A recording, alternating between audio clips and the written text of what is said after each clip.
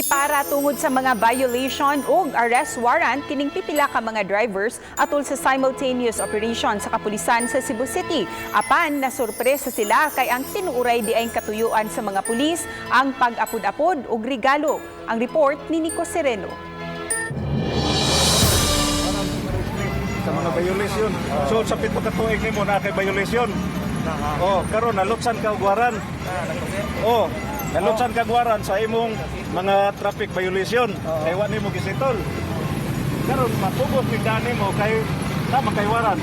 Dili na ka magpadayon og drive. Maliw sa pasas. Hilabihan ang kakuyaw ni ining driver sa 04C jeepney dihang gipara sa mga sakop sa SWAT kay kuno wanted siya. Apan nahuwasan sa kakulba dihang gidaygunan hinuon siya sa mga pulis. Siya pa ang gihatagan og regalo pagkahuman. Ang mga nahitabo eksena sa Caroling Checkpoint nga gihimo sa taga Cebu City Police Office pagpaambit sa diwa sa Pasko. Daw ordinaryo kini nga checkpoint sa kapulisan, mangayo og dokumento ug papeles sa mga drivers ug mubadlong sab sa nakita nga mga violation. Apan ang katuyuan pagpanaygon di ay. Pakulo. Tatanungin namin sila kung meron silang lisensya, kung meron silang quarantine pass. Ngayon kung wala silang makita, wala silang may bibigay, tsaka kami kakanta. So mixed emotion yung mararamdaman nila. Sila kabulan nga sila walay trabaho.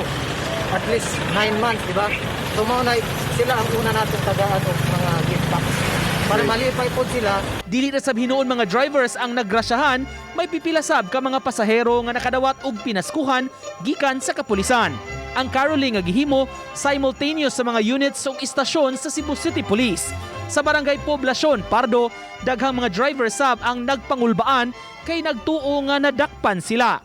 Sama ni ining food delivery rider nga di mahulagway ang kakuyaw.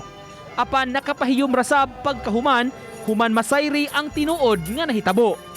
Uban ni June Sulon, Nico Sereno, Balitang Bisdak.